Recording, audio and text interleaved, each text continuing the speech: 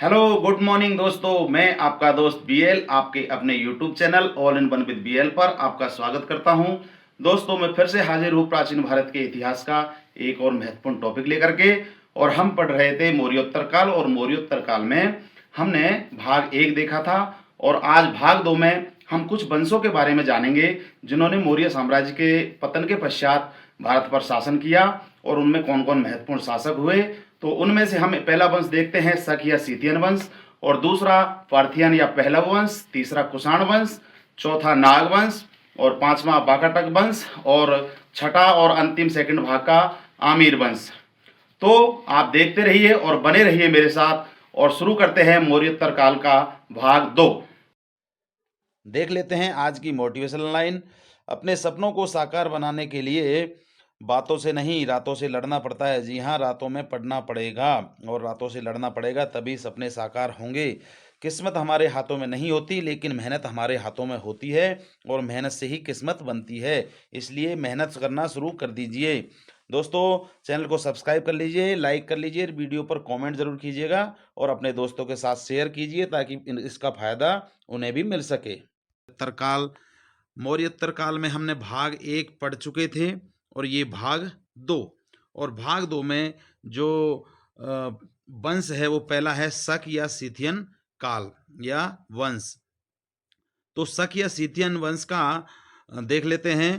तो पारसी पोलिस तथा नक्शी रुस्तम अभिलेख से शकों की जानकारी मिलती है। जो शक वंश था या शक काल था, उसकी जानकारी हमें मिलती है पारसी पोलिस तथा नक्शी रुस्तम अभिलेख से।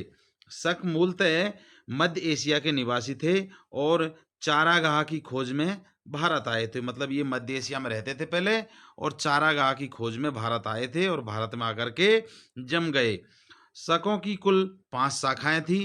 पहली शाखा ने अफगानिस्तान में, दूसरी शाखा ने पंजाब में, तीसरी शाखा ने मथुरा में, और चौथी शाखा ने पश्चिमी भारत में, और पांचवी शाखा ने ऊपरी दक्कन मतलब दक्षिण में अपना प्रभुत्व स्थापित किया था। तो शक जो थे मध्य एशिया के थे और चारागाह की खोज में भारत आए थे, और इन लोगों की 5 शाखा थी, और पांचों शाखाएं ने अलग अलग स्थान पर अपना प्रभुत्व स्थापित कर लिया था।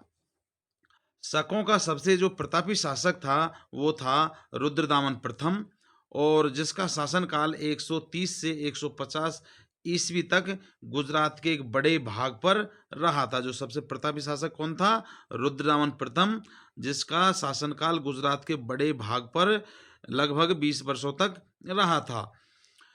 इसने काठियावाड़ को अर्धशुष्क, काठियावाड़ की एक अर्धशुष्क झील थी, वो झील का नाम था सुदर्शन झील, जो मौर्यों द्वारा बनवाई गई थी। उस झील का जीर्णोद्धार करवाया था। मतलब ये काठियावाड़ में एक झील थी जो अर्धशुष्क पड़ी हुई थी और वो जर्जर हो चुकी थी। वो झील पहले मौर्य शासकों द्वारा बनवाई गई थी। तो उस झील, सुदर्शन झील का जीर्णोद्धार जो है, दोबारा रिपेयरिंग का काम शक शासकों में से रुद्रदामन प्रथम ने करवाया था।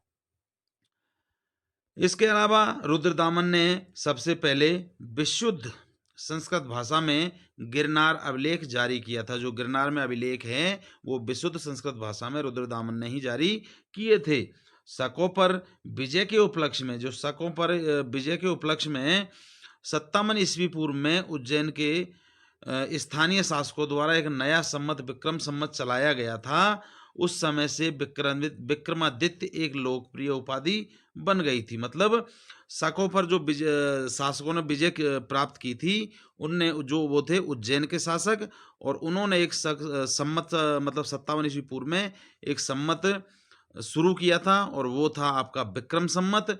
और उस समय से ही विक्रम संमत के आधार पर विक्रमादित्य की उपाधि राजाएं होते थे वो लेने लग गए थे, और ये बहुत ही लोकप्रिय उपाधि बन गई थी। इसको जो भी राजा प्रतापी होता था वो ये उपाधि विक्रमादित्य की धारण कर लेता था, और जिसकी संख्या भारत के इतिहास में 14 तक पहुंच गई थी। मतलब भारत में जो राजा हुए थे उनमें 14 राजाओं ने विक्रमादित्य की उपाधि धारण की थी। और गुप्त सम्राट चंद्रगुप्त द्वितीय जो था वो विख्यात विक्रमादित्य था। मतलब सबसे प्रसिद्ध और सबसे प्रतापी शासक जिसने विक्रमादित्य की उपाधि धारण की थी वो था चंद्रगुप्त द्वितीय। अब इस शक वंश के बाद में हम देख लेते हैं पर्थियन या पहलव वंश। पर्थियन या पहलव वंश भी ने भी भारत के अंदर शासन किया था। तो पर्थियन जो मुख्यतः सिस्तान आर्कोसिया के निवासी हुआ करते थे। ये मतलब सिस्तान आर्कोसिया से आए थे। पहलव वंश का वास्तविक संस्थापक जो था वो मिथ्रेडेट्स प्रथम था। मिथ्रेडेट्स प्रथम इनके एक राजा थे, उन्होंने ही पहलव वंश की स्थापना की थी और यही इन्हीं को पहलव वंश का संस्थापक माना जाता है। भारत में पहला पर्थियन शासक जो आया था वो था माउस। भारत में जो पर्थियन पहला शासक था वो माउस था और पर्थियन वंश की स्थापना किसने की थी? मिथ्रेडेट्स प्रथम ने। ये याद रखना। इसके अलावा सबसे शक्तिशाली जो पहला शासक हुआ था इस वंश में वो था गोंडोफर्निस, जो 20 से 41 ईस्वी तक उसका शासन रहा था और जिसका उल्लेख है तख्ते वही अभिलेख में मिलता है। जो तख्ते वही अभिलेख है उसमें मिलता है कि पहलव वंश का सबसे शक्तिशाली शासक गोंडोफर्निस, जिसका शासन 20 ईस्वी से 41 ईस्वी तक रहा था और ये उल्लेख हमें मिलता है तख्ते वही अभिलेख के अंदर।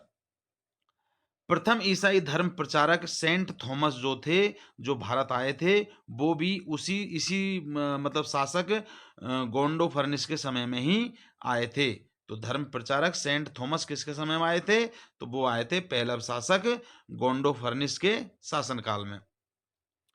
उसके बाद में तीसरा जो यहाँ पर वंश या शासन वंश ने या काल जो हुआ था जिसने शासन किया था वो था कुषाण वंश। और कुषाण जो क्या है मूलतः चीन की यूची कोई चीन में एक जाति है उसकी शाखा थी। ये जो कुषाण वंश है जो चीन की यूची जाति की एक शाखा थी और जिसका प्रभाव मध्य एशिया, ईरान, अफगानिस्तान तथा पाकिस्तान तक फैला हुआ था। मतलब ये चीन की एक जाति थी, उस जाति का नाम था यूची और ये हर जगह पर फैले हुए थे। मध्य एशिया में थे, ईरान में थे, अफगानिस्तान में थे तथा पाकिस्तान तक ये फैले हुए थे, जो बाद में कुषाण वंश ये लोग कहलाए। कुजुल कडफाइसिस प्रथम 30 ईस्वी से 80 ईस्वी तक इसका शासन रहा और ये कुषाण वंश का प्रथम शासक भी रहा था। कुजुल कडफाइसिस का शासन लगभग 50 वर्ष तक रहा था और ये कुषाण वंश का प्रथम शासक भी रहा था, जिसके प्रथम शासक रहा जिसके सिक्कों पर युवांग महाराज राजाधिराज की उपाधियां अंकित थी। मतलब इसने उपाधि धारण की थी युवांग महाराज राजाधिराज और उनको अंकित करवाया था अपने समय के सिक्कों पर। तो ये कुषाण वंश का प्रथम शासक था जिसने अपने सिक्कों पर अपनी उपाधि युवांग महाराज राजाधिराज की उपाधि अंकित करवाई थी। भारत में कुषाण साम्राज्य का जो वास्तविक संस्थापक जिसको माना जाता है वो माना जाता है बिम कडफाइसिस को। भारत में जिसने कुषाण साम्राज्य की स्थापना की थी वो बिम कडफाइसिस ने की थी और ये शैव मत को अनुयायी था। मतलब शैव धर्म को, शिव भगवान के धर्म को ये मानता था, शिव को मानता था और इनके सिक्कों पर शिव का नंदी और त्रिशूल की आकृतियां भी मिलती है। तो कुषाण वंश की स्थापना जो भारत के अंदर की थी वो की थी बिम कडफाइसिस ने और ये शैव धर्म को या भगवान शिव को मानते थे और इनके समय के जो सिक्के हैं उन पर शिव का नंदी तथा त्रिशूल की आकृतियां बनी हुई मिलती है। कुषाण शासकों ने क्या किया? सर्वप्रथम सोने के सिक्के बिम कडफाइसिस द्वारा ही चलाए गए थे। जो बिम कडफाइसिस जो भारत में कुषाण शासक का मतलब वंश का या कुषाण शासकों का स्थापित किया था भारत के अंदर, इसने ही सर्वप्रथम सोने के सिक्के भी चलाए थे। कनिष्क सबसे शक्तिशाली कुषाण शासक था। जो कुषाण वंश था उसका सबसे शक्तिशाली जो शासक था वो था कनिष्क। कनिष्क की राजधानी पुरुषपुर या पेशावर थी जो अभी पाकिस्तान में है और कुषाण की द्वितीय राजधानी थी वो थी मथुरा के अंदर जो भारत में है। कनिष्क ने एक सम्मत चलाया था जो शक सम्मत था और वो चलाया था 78 ईस्वी में। जो सम्मत चलाया था वो शक सम्मत कहलाया था और जिसे वर्तमान समय में भारत सरकार द्वारा भी प्रयोग में लाया जाता है। हमसग सम्मत जो शक सम्मत एक तो सन होता है और एक सम्मत होता है, तो इसको हम और भारत सरकार भी वर्तमान में प्रयोग में लाती है जो कनिष्क द्वारा चलाया गया था। बौद्ध धर्म की चौथी जो बौद्ध संगति हुई थी वो भी हुई थी कनिष्क के शासनकाल में ही, और कुंडलमल कश्मीर में हुई थी। दोस्तों, बौद्ध धर्म की जो चारों संगतियां हुई थी, तो मैंने जो बौद्ध धर्म का क्लास ली थी उसमें आपको विस्तार से बताया था। तो जो चौथी बौद्ध धर्म की जो बौद्ध संगति हुई थी वो कनिष्क के शासनकाल में हुई थी, और जो कुंडलवन कश्मीर के अंदर हुई थी। कनिष्क का राजवेद आयुर्वेद का विख्यात विद्वान चरक था। कनिष्क का राजवेद कौन था? चरक था, जो आयुर्वेद का विख्यात विद्वान था, और इसी ने चरक संहिता की रचना की थी। तो चरक संहिता के रचयिता कौन है? चरक। महाविभाषा सूत्र के रचनाकार वसुमित्र है, और इन्हीं बौद्ध धर्म का विश्वकोश कहा जाता है। महाभाष्य ग्रंथ किसने रचा? वसुमित्र ने रचा। और बौद्ध धर्म का विश्वकोश किसे कहा जाता है? महाविभाषा सूत्र को। कनिष्क के राज में, कनिष्क के राज कवि जो थे वो थे अश्वघोष, और अश्वघोष ने बौद्धों की रामायण बुद्ध चरित्र की रचना की थी। मतलब बौद्धों का जो पवित्र ग्रंथ है वो अश्वघोष ने उसकी रचना की थी, जो कनिष्क का राजकवि हुआ करता था। भारत का आइंस्टीन नागार्जुन को कहा जाता है। जो नागार्जुन हुए थे वो भारत का आइंस्टीन कहा जाता है, और उन्होंने एक पुस्तक की रचना की थी। उस पुस्तक का नाम है मध्यिका का सूत्र। मध्यिका का सूत्र किसने लिखा? नागार्जुन ने लिखा, और इसे भारत का आइंस्टीन भी कहा जाता है। कनिष्क बौद्ध धर्म के महायान संप्रदाय के अनुयायी थे। तो आपको पता है कि बौद्ध धर्म जब पढ़ाया था तो आपको बताया था महायान और हीनयान दो शाखाओं में बौद्ध धर्म बट गया था। तो जो महायान शाखा है उस संप्रदाय के अनुयायी है कनिष्क। गांधार और मथुरा शैली का विकास कनिष्क के शासनकाल में ही हुआ था। तो गांधार और मथुरा शैली जिनमें अनेक तरह के भवन बनाए जाते हैं, उसका विकास भी कनिष्क के शासनकाल में ही हुआ था। कुषाण वंश का अंतिम शासक वासुदेव था। जो कुषाण वंश चल रहा था जिसमें कनिष्क था, जो सबसे प्रतापी शासक था, इस वंश का अंतिम शासक कौन था? वासुदेव था। और आरंभिक कुषाण शासक जो थे उन्होंने भारी संख्या में स्वर्ण मुद्राओं की जारी की थी। जो कुषाण वंश के प्रथम में जो शासक हुए थे स्टार्टिंग में, उन्होंने बहुत अधिक मात्रा में स्वर्ण मुद्राएं जारी की थी। भारत में सर्वप्रथम द्वैध शासन की विचित्र प्रथा की शुरुआत भी कुषाणों द्वारा ही की गई थी। द्वैध शासन, दो दोहरा शासन की जो शुरुआत की थी वो भी कुषाण शासकों ने ही की थी। कुषाणों द्वारा ही कुषाणों द्वारा ही सर्वाधिक शुद्ध सोने के सिक्के प्रचलन में लाए थे। मतलब सिक्के पहले भी चलते थे, लेकिन चांदी, तांबे, कांसे इनके सिक्के चलते थे, और सोने के भी मिश्रित सिक्के चलते थे। लेकिन शुद्ध सोने के जो सिक्के चलने लगे थे वो कुषाण वंश के शासकों द्वारा ही चलाए गए थे। अब कुषाण वंश के बाद में अगला वंश आता है, वो है आपका नागवंश। और नागवंश का क्या मैं देख लेते हैं, नागवंश में क्या क्या है इंपॉर्टेंट टॉपिक।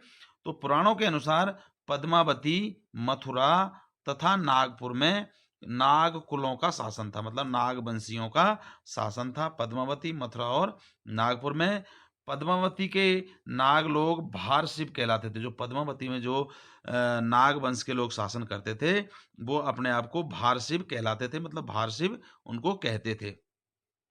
मथुरा का नागवंशी शासक गणपति नाग एवं पद्मावती का शासक नागसेन था। जो मथुरा का नागवंशी जो शासक था वो था गणपति नाग, और पद्मावती का जो शासक था वो था नागसेन था।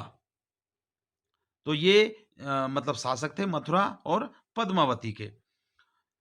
चंद्रगुप्त द्वितीय का विवाह जो है वो नागवंशीय कन्या कुबेर नागा के साथ हुआ था। चंद्रगुप्त द्वितीय का जो विवाह हुआ था वो नागवंशीय कन्या कुबेर नागा के साथ ही हुआ था। और चंद्रगुप्त द्वितीय ने सर्वनाग वो था जो उस टाइम नागों का जो सरदार था उसको विषयपति या प्रांतीय गवर्नर नियुक्त किया था। मतलब प्रांत का मुखिया नियुक्त किया था चंद्रगुप्त द्वितीय ने, क्योंकि नागवंशीय कन्या कुमेर नामा से इनका विवाह हुआ था। और जो नागों का सरदार था जिसे सर्वनाग कहते थे उसे विषयपति या प्रांतीय गवर्नर नियुक्त किया था। नागवंश के बाद में वाकाटक वंश। और वाकाटक वंश जो है, वाकाटक वंश का शासन दक्षिण भारत में 3री से 6ठी शताब्दी के बीच में रहा था। मतलब जो वाकाटक वंश का शासन है वो दक्षिण भारत में रहा था, वो 3री से 6ठी शताब्दी के बीच में इन लोगों ने शासन किया था। और ये शैव धर्म को मानते थे, शैव धर्म के भक्त, मतलब भगवान शिव के ये भक्त थे। वाकाटक सातकर्णी, कदम्ब एवं चालुक्य शासक स्वयं को हरित पुत्र कहते थे। मतलब देखिए वाकाटक जो वंश के लोग थे वो सातकर्णी, कदम्ब और चालुक्य वंशी जो थे वो सभी अपने आप को हरिति पुत्र कहते थे। वाकाटक शासकों ने धर्म महाराज की उपाधि धारण की थी। तो इन्होंने वाकाटक शासकों ने एक उपाधि धारण की, उसका नाम था धर्म महाराज। वाकाटक वंश का संस्थापक विंध्य शक्ति था, जिसे वाकाटक वंश केतु भी कहा जाता है। तो वाकाटक वंश केतु कौन है? विंध्य शक्ति, जो वाकाटक वंश का संस्थापक था। वाकाटक शासन प्रवरसेन प्रथम के चार वाकाटक शासक जो था प्रवरसेन शासक जो था प्रवरसेन, उसने 4 अश्वमेध यज्ञ किए और सम्राट की उपाधि धारण की थी। मतलब अश्वमेध यज्ञ अपनी शक्ति प्रदर्शन के लिए ही किया जाता था, सभी राजाओं को जीत करके या उनसे अपनी शर्तें मनवा करके, और ये यज्ञ पूर्ण किया जाता था और उसके बाद में चक्रवर्ती सम्राट बन जाता था। तो वाकाटक शासन जो प्रवरसेन था शासक, उसने 4 अश्वमेध यज्ञ किए थे और अपने आप को सम्राट की उपाधि से विभूषित किया था। पृथ्वीसेन प्रथम को इलाहाबाद प्रशस्ति में कुंतलेंद्र कहा गया है। कुंतलेंद्र मतलब कुंतल प्रदेश का राजा। तो प्रवरसेन प्रथम को इलाहाबाद प्रशस्ति में लिखा है क्या? कुंतलेंद्र। प्रवरसेन द्वितीय ने प्रवरपुर नामक राजधानी बनाई थी अपनी, और इसने श्वेतबंधु नामक काव्य की रचना भी की थी। प्रवरसेन ने श्वेतबंधु नामक काव्य की रचना भी की थी। पृथ्वीसेन द्वितीय को वंश के खोए हुए भाग को बनाने वाला कहा गया था। मतलब जो पृथ्वी सिंह द्वितीय था, इसको अपने वंश के खोए हुए भाग को बनाने का वाला भी कहा गया था। अजंता की गुफा 16-17 और चैत्य गुफा 19 वाकाटक काल की ही बनी हुई। मतलब वाकाटक काल में ये गुफाओं का निर्माण हुआ था। अजंता की 16-17 नंबर गुफा और चैत्य गुफा 19 नंबर, ये वाकाटक काल में ही बनी थी। कालिदास ने प्रवरसेन द्वितीय के संरक्षण में मेघदूत नामक ग्रंथ की रचना की थी। मतलब प्रवरसेन के संरक्षण में या उन्हीं के शासनकाल में ही कालिदास ने मेघदूत नामक ग्रंथ की रचना की थी। सर्वसेन ने प्राकृत भाषा में हरि विजय नामक काव्य की रचना की थी। तो सर्वसेन ने प्राकृत भाषा में की थी हरि विजय नामक काव्य की रचना। और उसके बाद में छठा जो वंश आता है, वो वंश आता है आपका आभीर वंश। और आभीर वंश का कोई महत्वपूर्ण ज़्यादा शासक ऐसा हुआ नहीं था। तो आभीर वंश का जो संस्थापक था वो ईश्वरसेन था। तो आभीर वंश का संस्थापक ईश्वरसेन था, और ईश्वरसेन ने 248 से 249 ईस्वी में कलचुरी चेदी संमत की स्थापना की थी। मतलब ये ईश्वरसेन एक शासक हुए थे आभीर वंश में, और इन्होंने 248 से 249 ईस्वी में कलचुरी चेदी संमत की स्थापना की थी। तो दोस्तों, ये प्राचीन भारत के इतिहास में मौर्योत्तर काल के कुछ 5 से 6 वंशों की और जानकारी हमने हासिल की, और अब बचे हुए वंशों की जानकारी हम इस मौर्योत्तर काल के भाग 3 में पूर्ण करेंगे। दोस्तों, अब मुझे दीजिए इजाज़त, और मिलते हैं प्राचीन भारत के एक और वीडियो के साथ में। तब तक के लिए नमस्कार, धन्यवाद।